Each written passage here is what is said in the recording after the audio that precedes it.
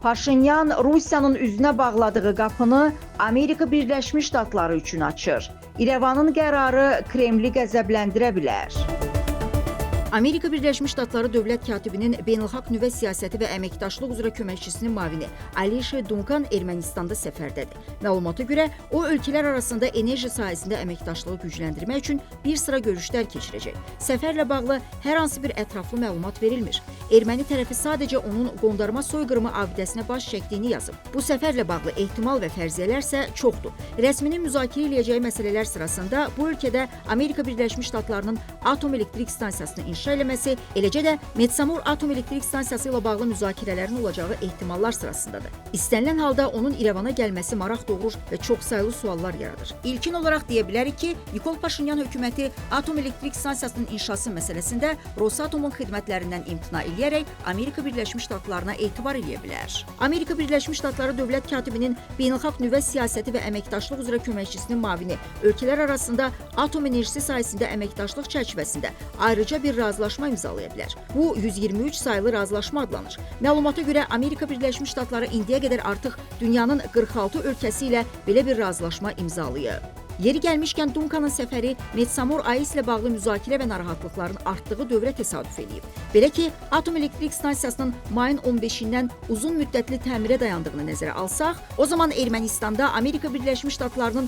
atom elektrik stansiyası tikməsi əsas müzakirə mövzusu ola bilər. Bu barədə dəfələrlə mediada xəbərlər də yayılıb. Rəsmi İrəvan hətta danışıqların vacib mərhələyə keçdiyini də təsdiqləyib. Əlbəttə ki, AES inşası hər bir ölkənin daxili işidir. Lakin məsələ ondadır ki, Rusiya Amerika Birləşmiş Ştatlarından əvvəl Ermənistanda atom stansiyası tikmək barədə təkliflə çıxış eləmişdi. Görünür, baş nazir Nikol Paşinyan Amerika Birləşmiş Ştatlarına üstünlük verib. Bu da böyük ehtimalla Kremldə ciddi narazılıq yaradacaq.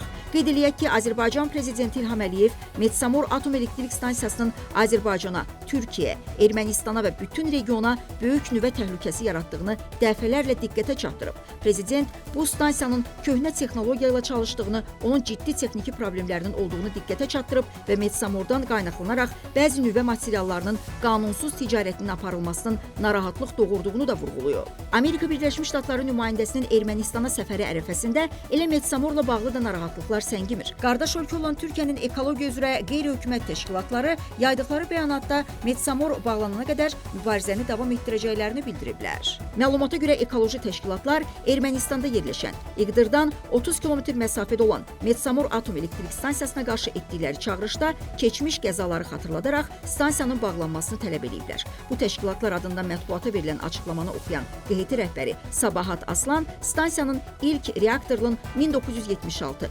ikincisinin isə 1980-ci ildə istifadəyə verildiyini xatırladı.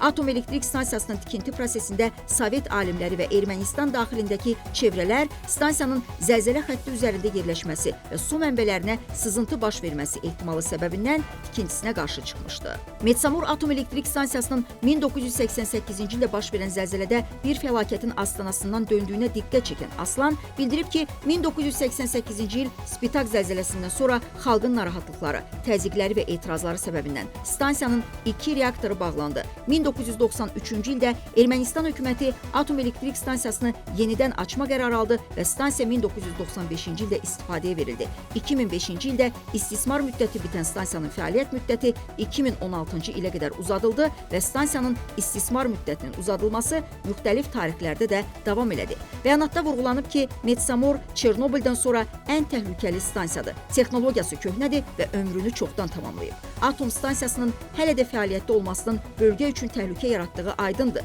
Zəlzələ bölgəsində yerləşdiyi və Ermənistanın qonşuları olan Türkiyə və Qafqazlarda narahatlığı artırmaqdadır. Metsamor stansiyası Türkiyə və Ermənistan daxil Naxçıvan, İran və Azərbaycandakı insanları və təbii həyatı təhdid eləməkdədir. Həmçinin bu stansiya xüsusilə İqdir vilayətində ətraf mühit və insan sağlamlığına çox mənfi təsir eləməkdədir.